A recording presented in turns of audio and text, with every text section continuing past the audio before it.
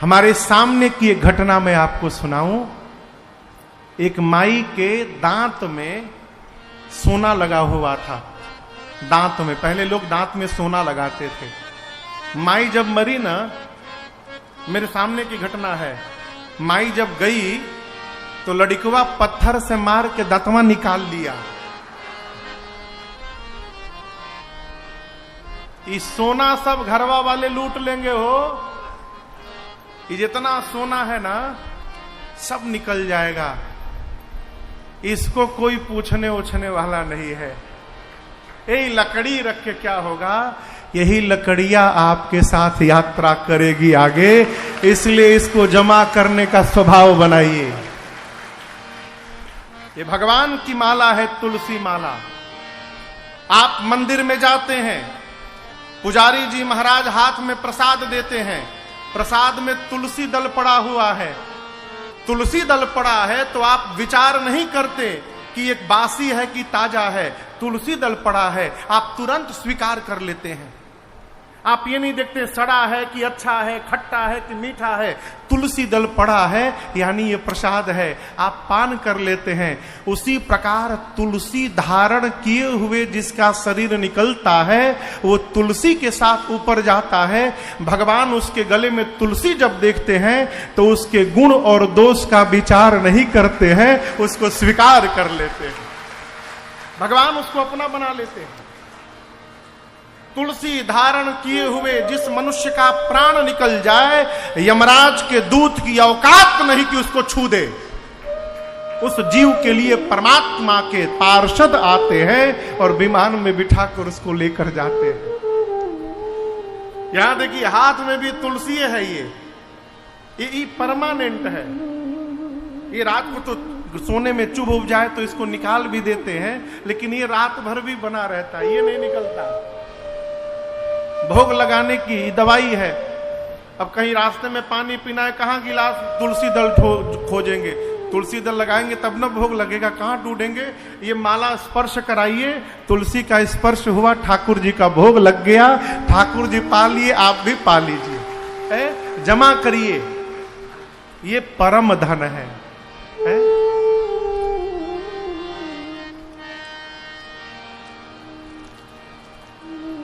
भगवान के आने के बाद अयोध्या वासियों को जो सुख प्राप्त हुआ, जो धन प्राप्त हुआ, माई बाप वो कहने में नहीं आ रहा है। वह सुख संपत्ति, तीसरा समय, चौथा समाज। जिस समय मेरे ठाकुर अवतार लिए होंगे उस समय क्या अवस्था हुई होगी, इसलिए समय का वर्णन संभव नहीं है। और अंतिम समाज, भगवान जब आए थे 3 लोक 14 भुवन से लोग दर्शन करने आए थे, इसलिए उस समाज का वर्णन संभव नहीं है। अस्तु गोस्वामी जी ने कहा भगवान अवतार लिए कही न सके शारद अहिरा। सारा देव समाज आया, पूरा देव समाज भगवान के दर्शनार्थ उपस्थित था श्रीधाम अयोध्या जी में। यहां भी देवता होंगे, इस पंडाल में भी होंगे, किसी न किसी रूप में होंगे, लेकिन होंगे अवश्य। इस भ्रम में न रहिएगा। आपके ही बीच में, हमारे आपके बीच में कहीं न कहीं श्री हनुमान जी महाराज भी बैठे होंगे, निश्चित बैठे होंगे।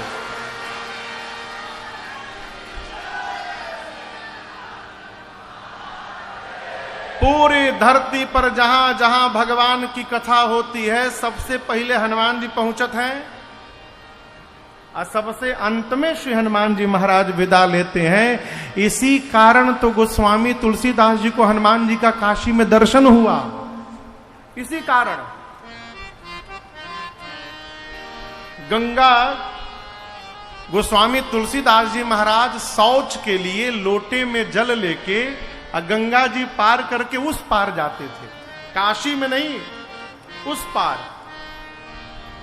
शौच के बाद जब आते थे, लोटे में जो जल बचा रहता था, तो एक पेड़ था, उसी पेड़ पर एक राक्षस रहता था, ब्रह्म राक्षस।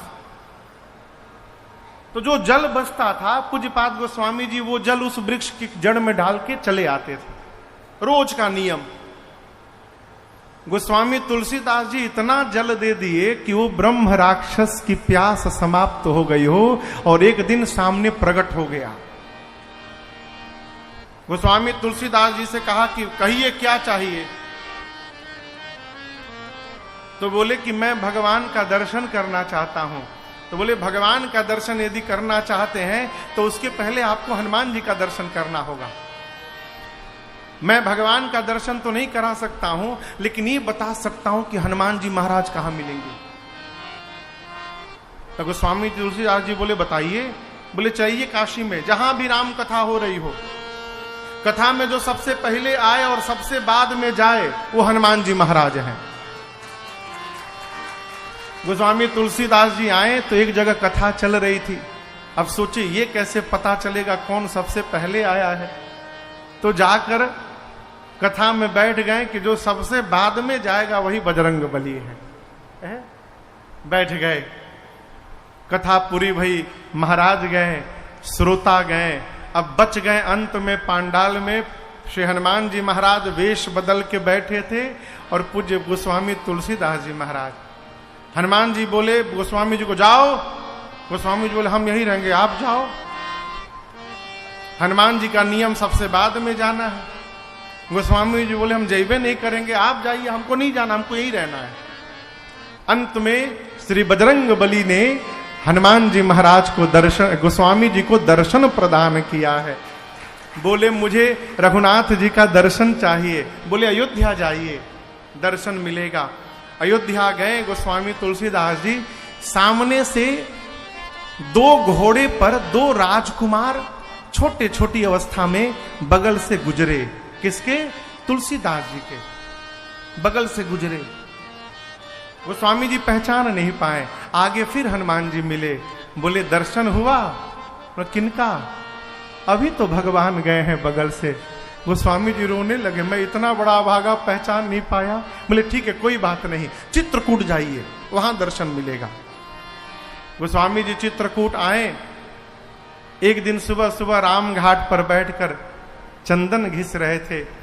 दो सुंदर सुंदर बालक छोटी अवस्था में आकर सामने बैठ करके बोले बाबा आप हमको भी तिलक लगा देंगे?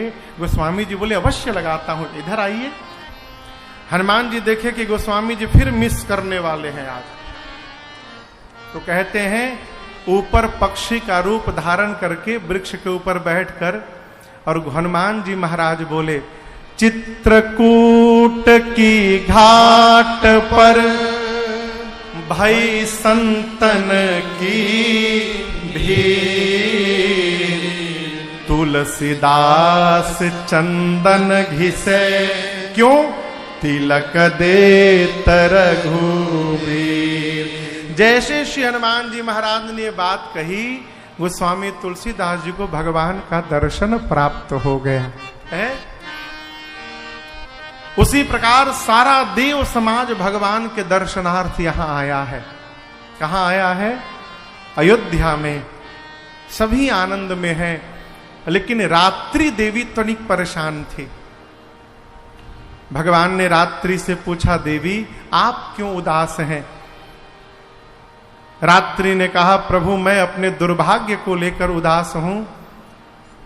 सभी देवताओं ने आपके प्राकट्य का दर्शन किया, छोड़ मुझे। भगवान बोले आपने क्यों नहीं किया? रात्रि बोली प्रभु आप दिन में प्रकट हुए हैं, मैं दिन में होती नहीं हूं, मैं तो रात्रि में होती हूं, मैं कैसे देखूंगी? भगवान ने कहा ठीक है जाइए, मैं वचन देता हूं रात्रि अगली बार जब मैं द्वापर में अवतार लूंगा कन्हैया के रूप में, तो ये सौभाग्य केवल और केवल आपको प्रदान करूंगा। अगली बार मध्य रात्रि में अवतार लूंगा। रात्रि प्रसन्न हो गई। तब तक पीछे से चंद्रमा आए। बोले प्रणाम करके प्रभु सेम प्रॉब्लम, हमारी भी यही समस्या है प्रभु, हम भी आपको नहीं देख पाए। भगवान ने कहा कि रात्रि को वचन दिया हूं अगली बार रात्रि में आऊंगा। चंद्रमा बोले इतने दिनों तक कैसे रहूंगा? यहां भगवान ने चंद्रमा को अपने नाम का सहारा प्रदान किया, कहा मेरे नाम के सहारे रहिएगा। उसी दिन से भगवान का नाम रामचंद्र हो गया।